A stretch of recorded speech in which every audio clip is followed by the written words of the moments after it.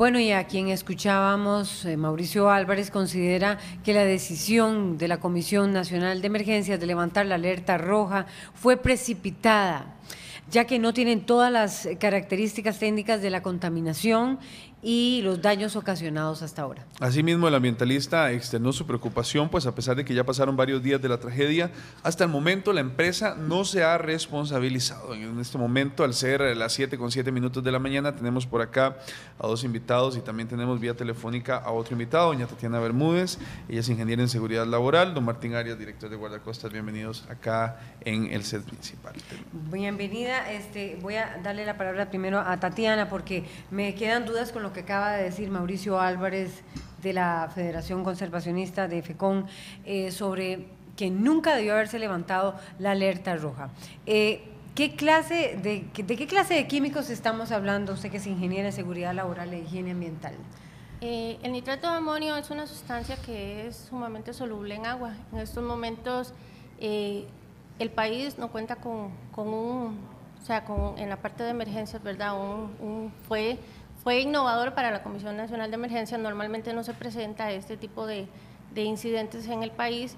Estamos con la necesidad de una legislación, ¿verdad?, que trabaje con la parte marítima en el trazado de productos, ¿verdad? Eso es importante de mencionar.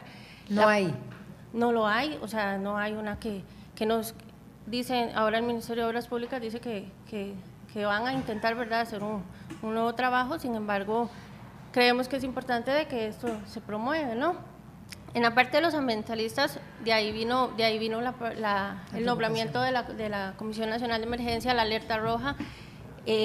No hay todavía las muestras de análisis de aguas, ¿verdad? Están en estudios de cuál es la concentración que tenemos en el mar, ¿verdad? Es importante mencionar que aquí también se debe considerar no solo la parte de agua, sino también los sedimentos, ¿verdad? Cómo se estarían comportando las concentraciones a nivel a profundidades más extensas, ¿verdad? No solo agua superficial. Y hasta que no tengamos datos de concentraciones, pues no se puede decir si es sumamente peligroso o no es peligroso, si las muertes de los animales, ¿verdad?, en este caso los delfines, los peces que han encontrado, se debe a esta exposición. El nitrato de amonio es sumamente soluble en agua, entonces es muy probable que esas concentraciones en mar abierto se hayan disuelto, pero el amonio es lo que es más soluble, la parte del nitrato es lo que podría estarse yendo a sedimentos. Entonces en estos momentos tendríamos que esperar las muestras, los resultados para poder decir si las concentraciones tienen problemas a nivel de la persona y también de los animales. Ayer el presidente Solís, luego del almuerzo, decía que van a denunciar a la barcaza sin permisos que volcó y ocasionó el derrame de nitrato de amonio frente a la playa de Punta Arenas, pero también recordó que no hay peligro a la vida humana, que se puede consumir el producto marino que ya está en el mercado. Es como para no afectar la situación. Don Martín, no tenía permisos, esta barcaza no tenía las condiciones necesarias para entrar a mar. Bueno, escuchando al capitán de puerto, don José Luis Paredes, eso es lo que manifiesta, que no tenía permisos. Además, todo lo que se evidencia es el respeto a una alerta que había emanado CIMAR.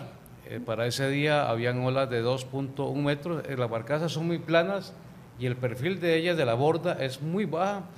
Usted puede ver en el estero cuando pasan, inclusive andan entre 15 a 20 centímetros, el nivel de la borda con el nivel del agua, es muy próximo. Una marejada alta pone en peligro. Eso es lo que debió haber considerado desde mi punto de vista, lo que tenemos hasta ahora, el capitán de dicha embarcación, para haber asegurado que esa carga llegara a sitio seguro y no provocar un desastre como el que vivimos el sábado.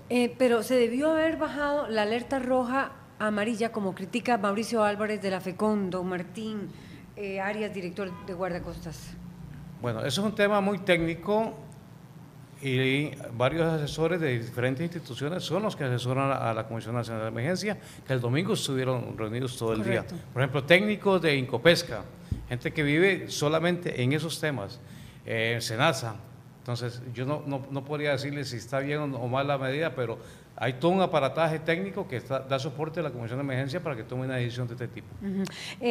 Usted decía que había una alerta días antes por parte de Omar Lizano del CIMAR, del Centro de Investigaciones del Mar de la Universidad de Costa Rica, a quien vamos a tener en vivo próximamente, no sé si ya estamos en unos minutos.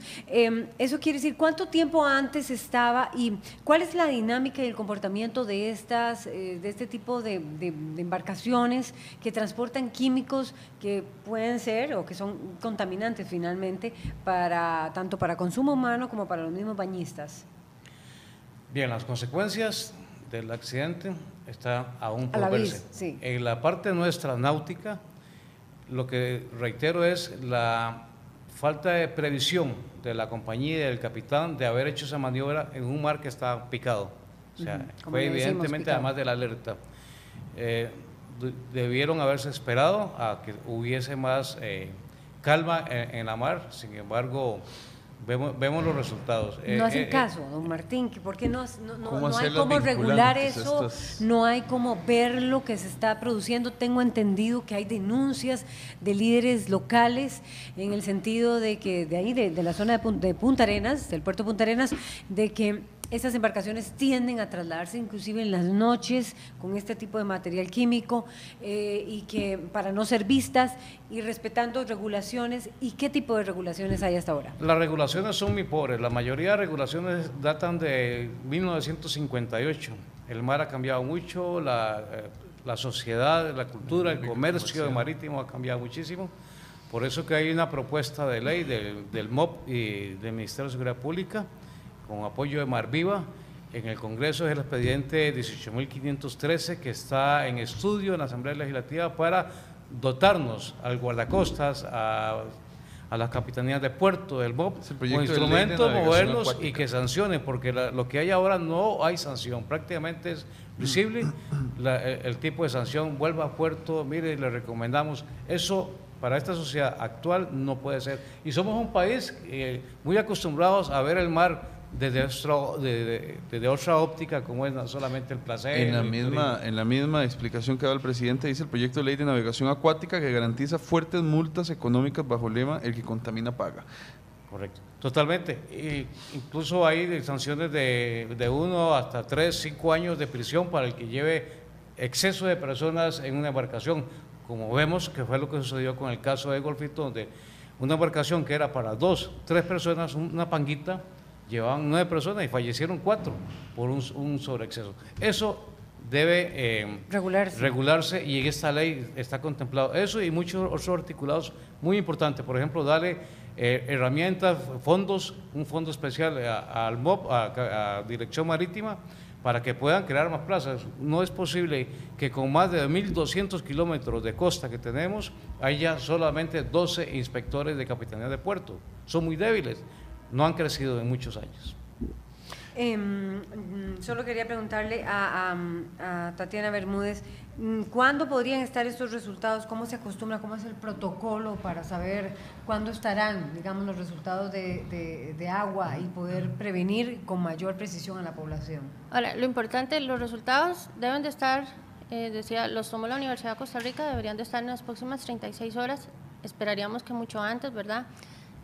Sin embargo, deberían de hacerse monitoreos posteriormente, o sea, tengamos una muestra ahora y más adelante en un periodo, o sea, sigamos monitoreando por un periodo al menos, no sé, 3 meses, que podamos dar seguimiento a ver si hay algún comportamiento en la fauna, ¿verdad? ¿Cómo qué podría ser? Podría darse, o sea, esto de los animales no podemos descartar ni afirmar que sea producto del derrame, ¿no? Pero sin embargo, o sea, no sabemos los efectos a largo plazo que podrían tener los animales, ¿verdad? Hay algunos estudios que indican que podría haber una exposición en concentración en dosis letal en la fauna, entonces en estos momentos es inadecuado decir que no se va a presentar o que sí se va a presentar. Debería existir también un protocolo para transportar este tipo de sustancias. No existe en este momento. Bueno, vemos que, como nos decía Martín, tenemos hay una ley, ¿verdad?, que de los es 50.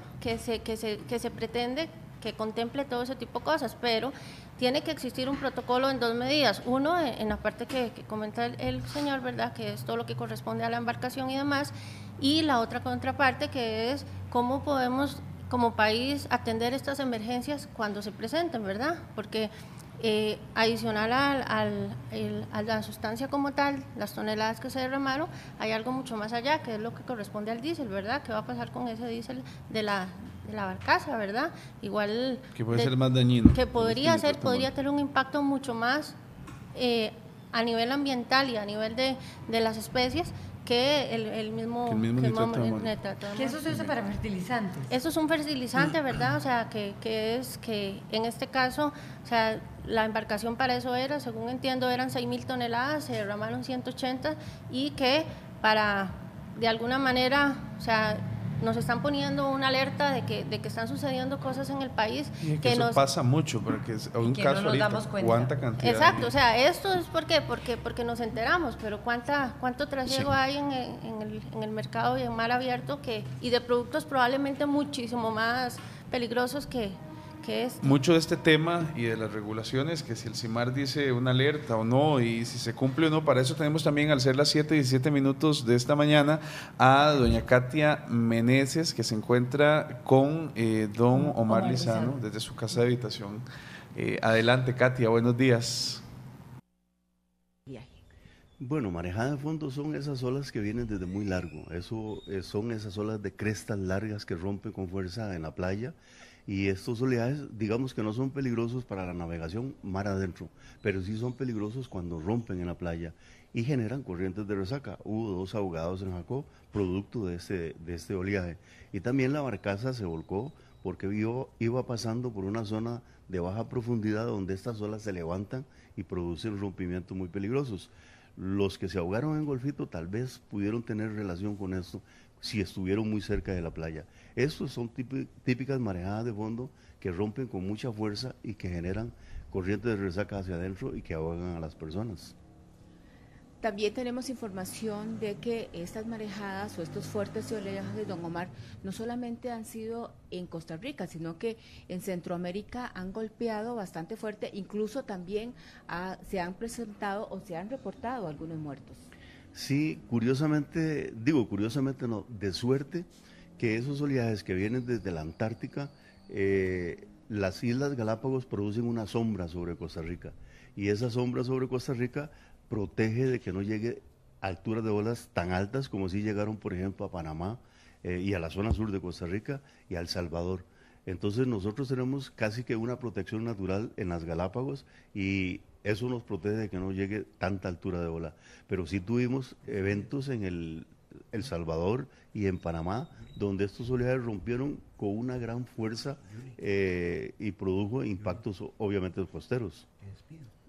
Muchísimas gracias a don Omar Lizano, quien es oceanógrafo del CIMAR de la Universidad de Costa Rica, y a ustedes, amigos, así que recuerden que bien, entonces tenemos que estar atentos para el próximo fin de semana y que incluso todavía hoy continúan los fuertes oleajes en nuestro país, pero también en Centroamérica. Esta es la información. Continúen ustedes, compañeros, con más en el estudio central de RTN Revista. Muchísimas gracias, Katia. Gracias a Katia Meneses. O sea, más olas, unos segundos, más olas, ¿verdad? Martín Arias, director de guardacostas. Pues mayor cuidado para los bañistas, para las embarcaciones pequeñas, sobre todo de cabotaje y de turismo, de pesca recreativa. Tener muchísimo cuidado. Ahí está la advertencia ya. Perdón. Ahí está la advertencia, esperemos que la tomen. Está la advertencia por todos los medios, redes sociales ahora multiplican muchísimo la información. Sin embargo, a veces decimos, bueno, nos la jugamos, pasó el domingo, 4 víctimas, 3 niños muy pequeñitos, es un dolor nacional, pero esto tiene que cambiar. Y desgraciadamente, al estilo de Costa Rica, por normativa muy fuerte, y es una excitativa a los señores congresistas, ayúdenos al MOB, a Guardacostas, a Marviva, a las demás instituciones que están de esto metidos de lleno para más control en el mar, pero sobre todo ayuden al país. Necesitamos una normativa. No hay ley de tránsito en el mar como sí lo hay en tierra, y vea lo que pasa en tierra, aún con una ley muy fuerte. En el mar no hay ley. Así es. Muchas gracias a Martín Arias, director de Guardacostas, y a Tatiana Bermúdez, ingeniera en Seguridad Laboral e Higiene Ambiental, por acompañarnos, y nos despedimos.